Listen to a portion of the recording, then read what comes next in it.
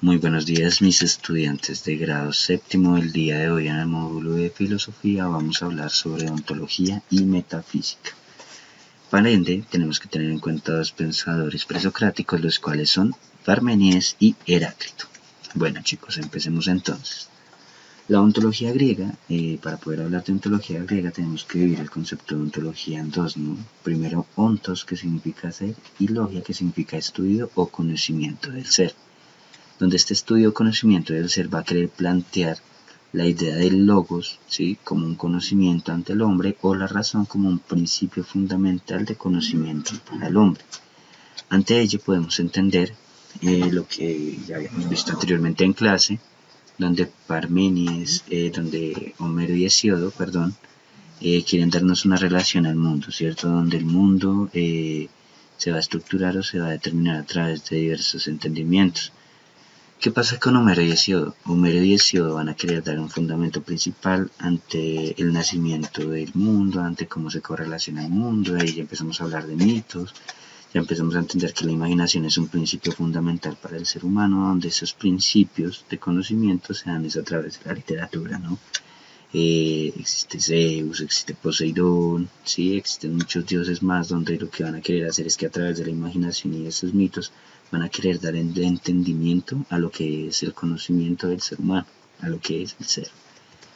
Por ende tenemos que entrar a hablar de la universalidad. Esta universalidad entre el concepto de ontología, digamos que en cierta medida va a dividir la filosofía, donde vamos a encontrar la filosofía monista y donde vamos a encontrar la filosofía pluralista. Recordemos que la filosofía monista es aquella que se enfatiza a través de un solo arjé, ¿cierto? Recordemos que arjé significa el principio de todas las cosas, donde algunos pensadores van a determinar ese arjé como un principio fundamental para la existencia del mundo.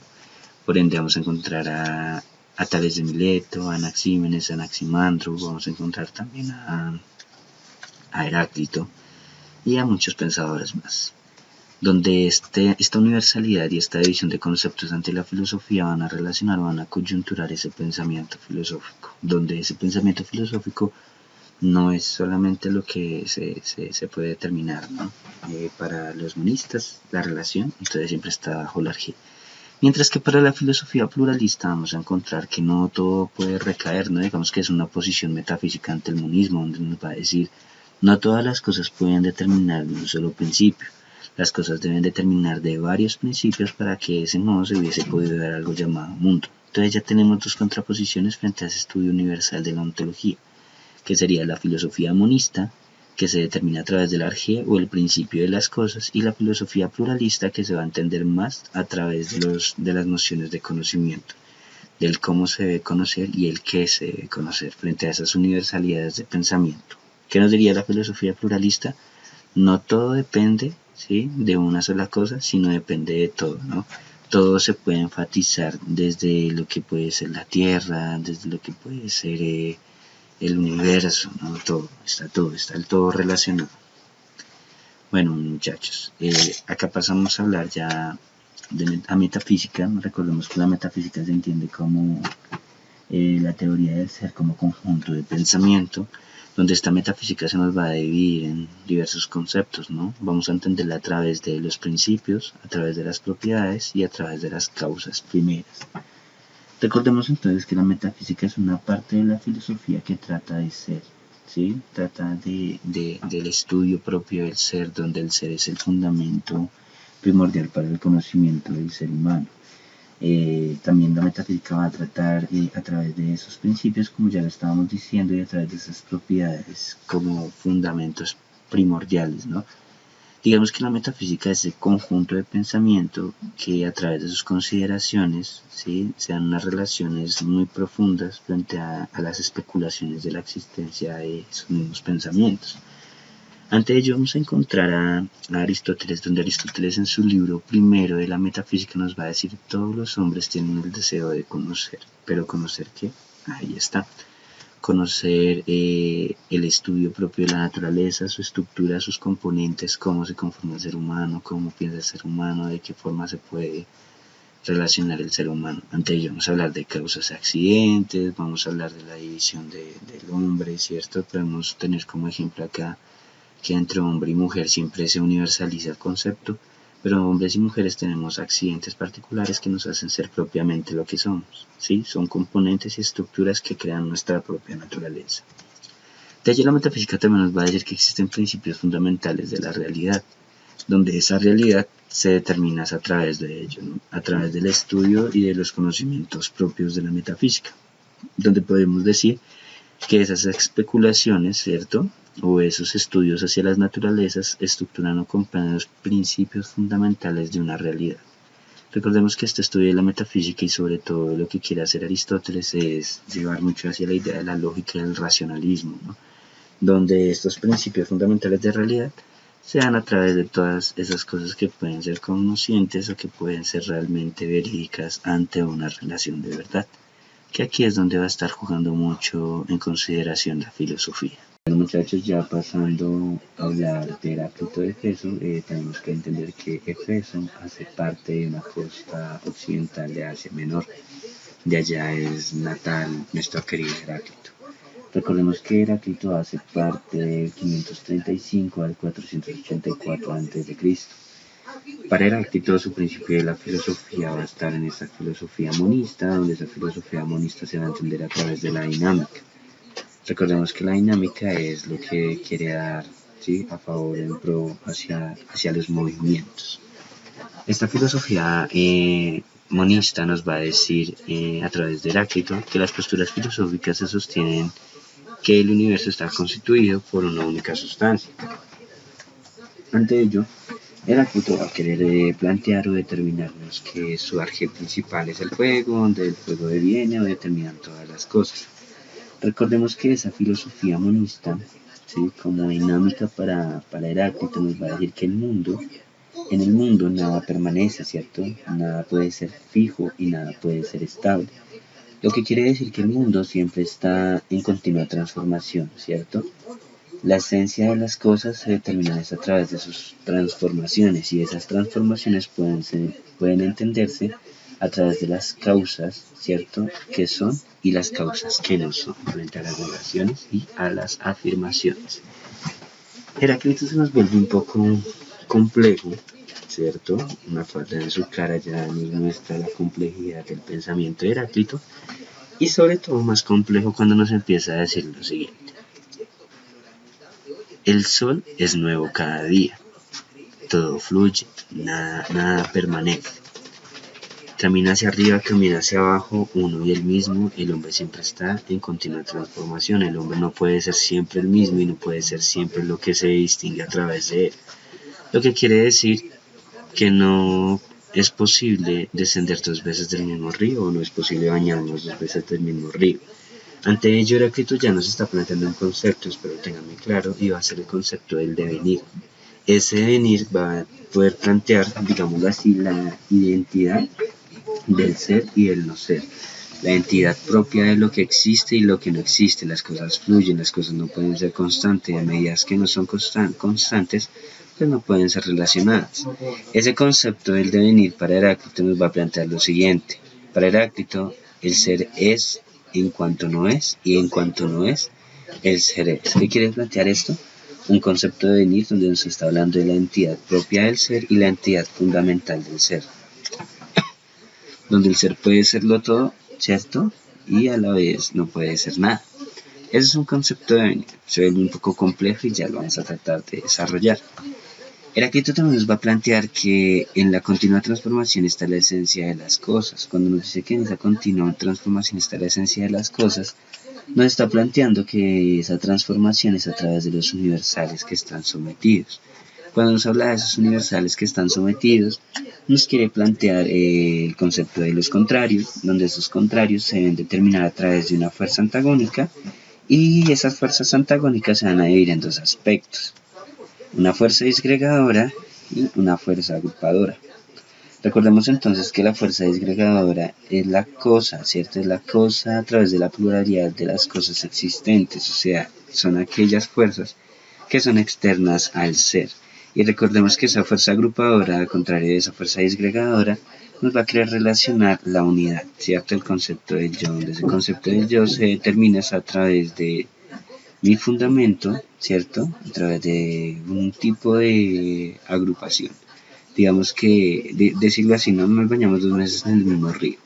¿Qué pasa ahí? Existe una fuerza disgregadora que puede ser el río, ¿cierto? Es externa al ser, y como es externa al ser, es una pluralidad de las cosas externas, ¿sí? Cuando yo entro al río, va a decir Heráclito, vamos a tener esa fuerza antagónica, ¿sí? Dividida entre fuerza disgregadora y fuerza agrupada, donde la fuerza disgregadora se determina a través de lo externo y la fuerza agrupada se determina a través de la identidad, donde esa identidad, ¿cierto? A través del yo, a través de la unidad, perdón, quiere relacionar eso que es una fuerza antagónica.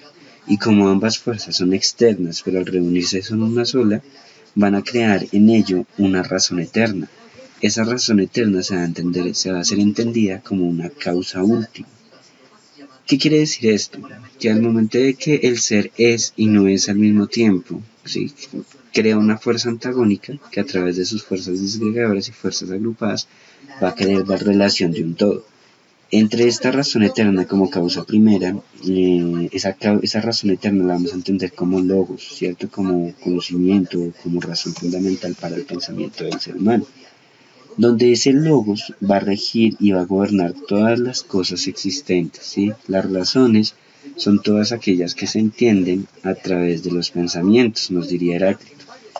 Pero esos pensamientos, Heráclito siempre nos va a decir que el devenir es aquel principio fundamental para el pensamiento del hombre, donde ese principio fundamental se va a determinar es a través de esas fuerzas y a través de esas concepciones de devenir, ¿no? Las cosas son en cuanto son y en cuanto no son, son. Siempre están en un perfecto círculo, ¿no? Siempre están en una perfecta relación del conocimiento y de la aceptación de este conocimiento.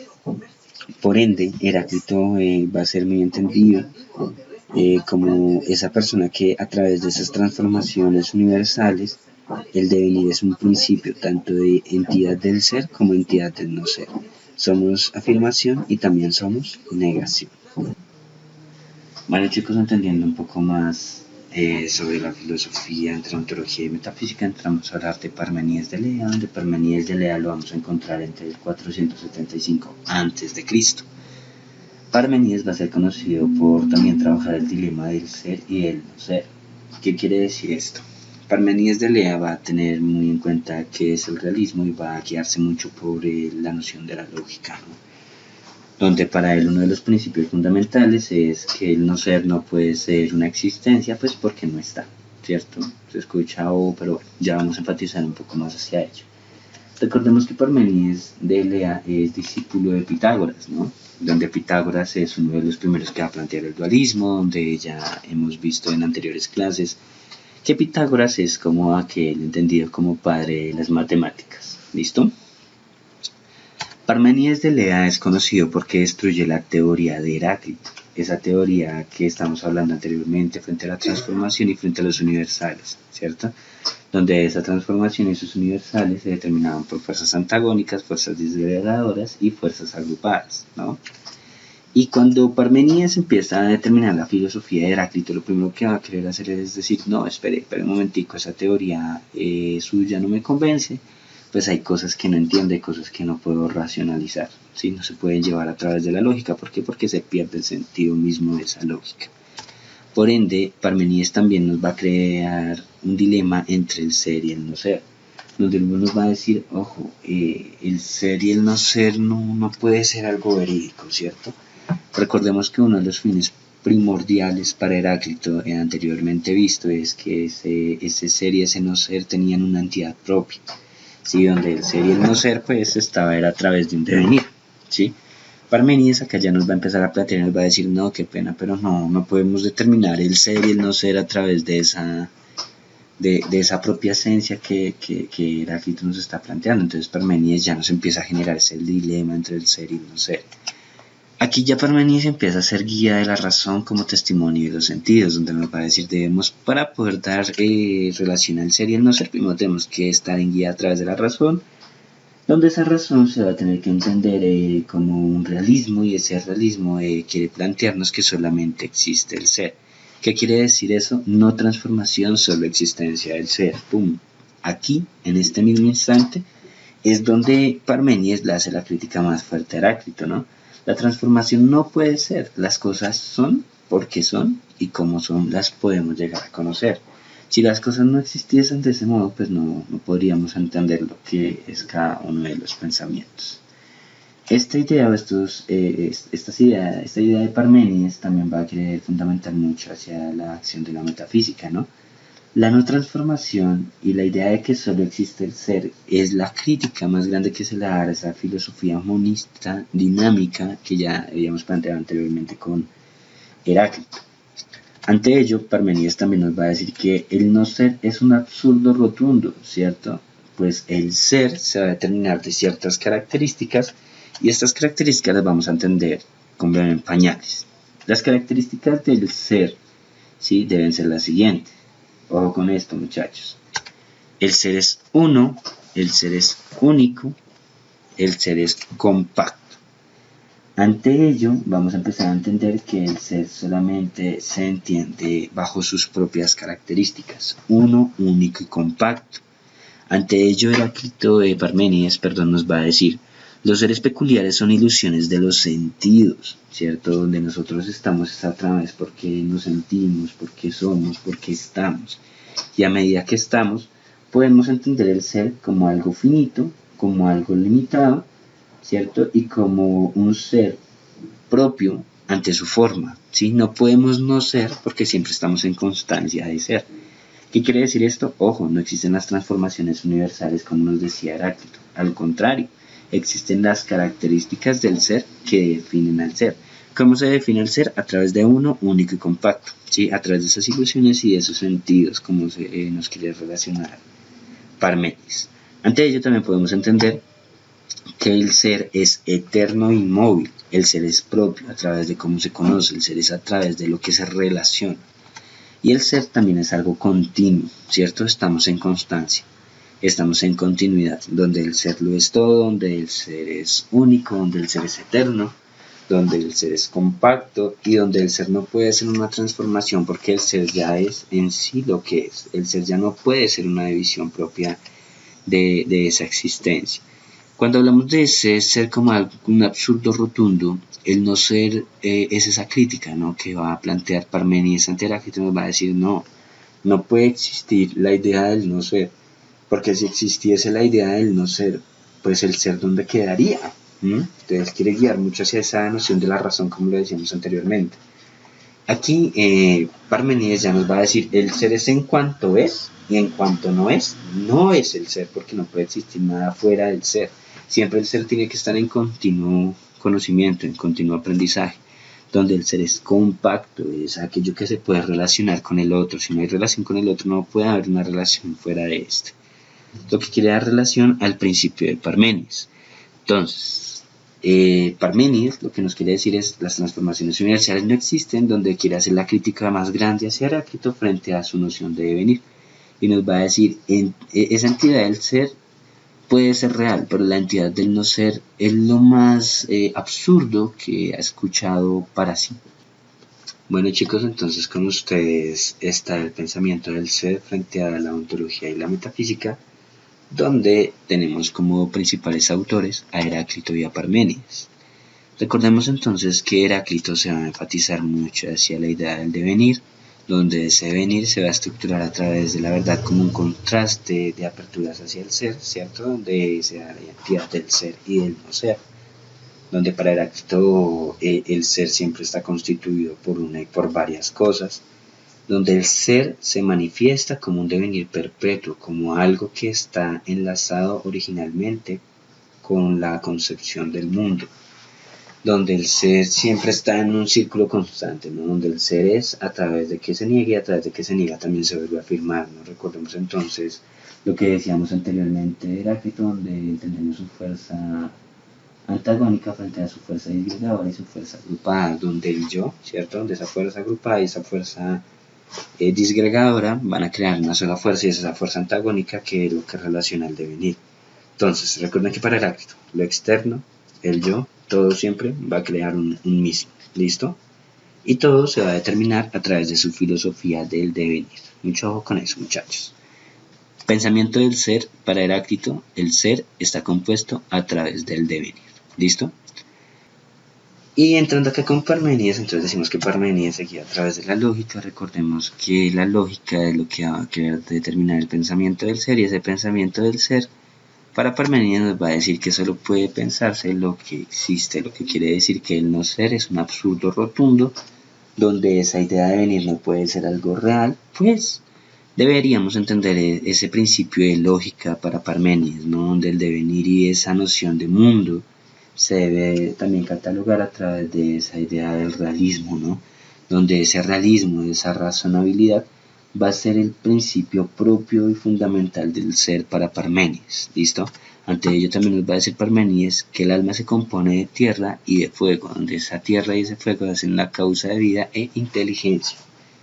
Recuerden que al principio hablamos de la filosofía monista y la filosofía pluralista. Acá también podemos encontrar muy bien el ejemplo, donde esa filosofía monista la encontramos obviamente directamente en Heráclito, a través de que él nos dice que el argeos, principio del mundo y de las cosas, es el fuego, mientras que para Parménides no solamente puede ser un compuesto, sino deben ser varios, ¿no? Parménides es el primero que afirma la relación de la Tierra, ¿cierto?, con el mundo, y a través de ello es que empezamos a entender con mucha notoriedad lo que es el pensamiento en Parménides.